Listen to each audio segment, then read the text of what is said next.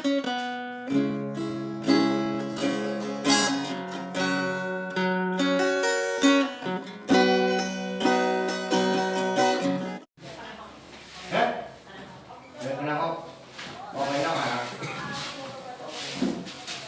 ายว่าส่วนหนึ่งร่างกายที่เป็นองค์ประกอบของร่างกายว่ามีกระแสไฟเยอะแล้วเอาร่างกายเราไปทื่อไปเตะกับมันแล้วให้ได้ซอกหรือว่าดูนะคือขึ้นเสาไฟเนี่ยใส่เปลือยก็เอาหัวใส่เปลือยตัวเองแล้วถ้าเอาไปทื่อก็เป็นอย่างเดิมเปล่าเป็นดิวันนี้ร่างกายเอาไปทื่อหรือไปต้องมันแล้วมันการที่ได้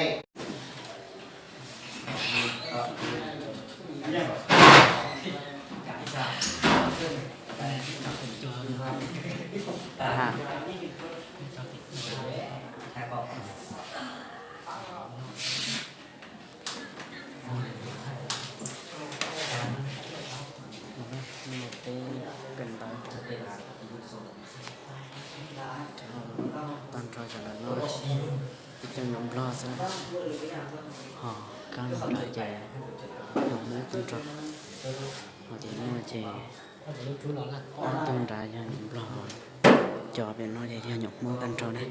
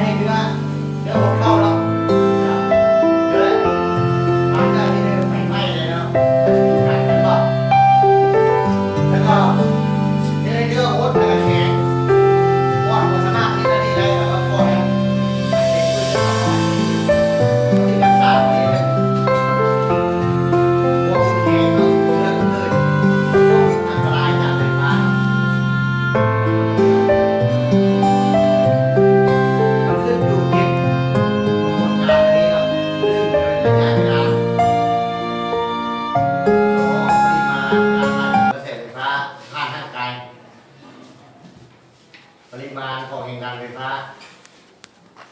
สภาพผิวหนังเป็นสิ้นทางกระแสไฟฟ้าหลายท่านความขี้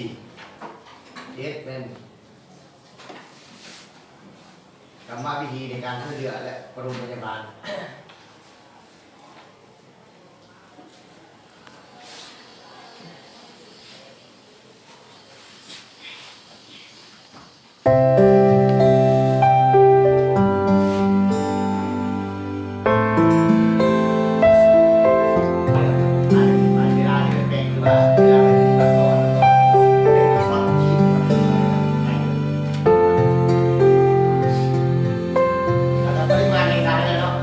115วัน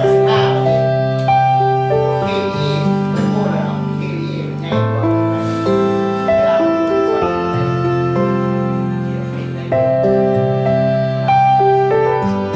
คือไอ้น้องนี่เกี่ยวกับน้องนี่จะไปแล้วน้องนี่พาตัวเยอะสบาย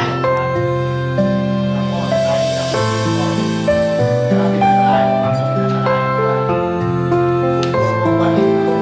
ใครที่เป็นเรื่องใครก็ใครก็ใครใครที่จะเป็นตัวเลยก็ราคาดื้อเลยแต่บุคคลเอายามนะสร้างไฟฟ้าต้องมีเมตเตอร์ก่อนเลยนะ นั่นแหละมันไปยุ่งกับผู้สุดท้ายแล้วก็ได้อัพมันดูไม่ไถ่เราประเทศไทยเราทวิตในการช่วยเหลือผู้ประสบภัยจากไฟฟ้ามาตกตัดแรงจ่ายเช่นว่าถ้าเขตก่อสร้างเราไปลั่นซีบีหรือว่าตัดไฟก่อนเนาะหลังจากนั้นไฟเราจะจับอย่างยุ่งเลยให้เราเคลียร์ออกแล้วในบทต่อไปนี่นะข้อต่อไปเราจะรู้ว่าการช่วยเหลือนี้เป็นอะไรเนี่ยแล้วก็ชั่วโมงหน้าถ้าว่าเขาก็เดี๋ยวปฏิบัติเราเรียนแล้วก็แล้วจะไปปฏิบัติพร้อมเดียวหลายคนเลยนะให้มันรู้วิธีนะว่าเขาควรที่อะไรนะแต่คนได้ทำอะไรแล้ววันนี้เห็นคนไฟช็อตอะไรเล่นอีกแล้วช่วยอะไรแล้วก็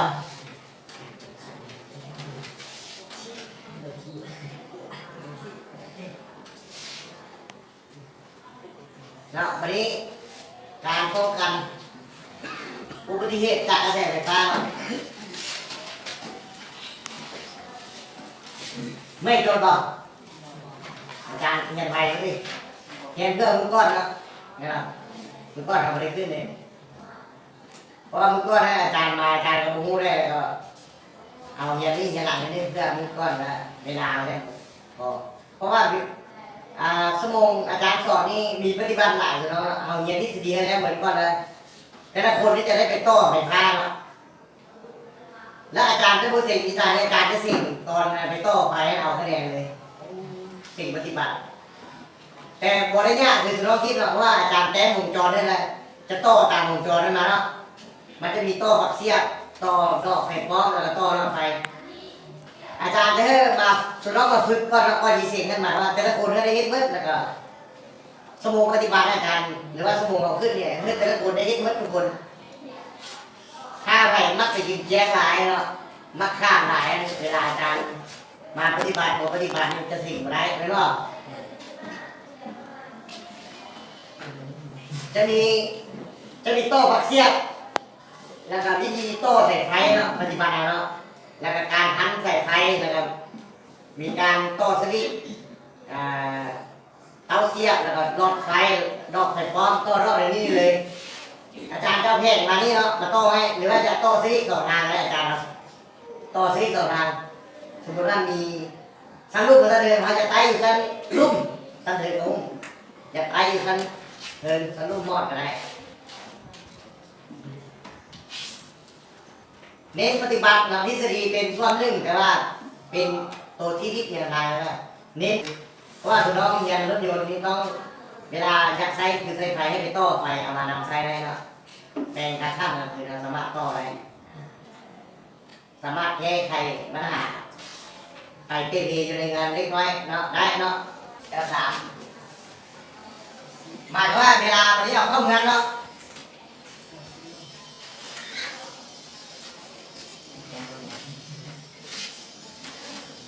ถึงเอาเงินได้แล้วเขาจะเอาเส้นนี้เส้นนึงเราถึงกับมาซีหน้านี่ว่า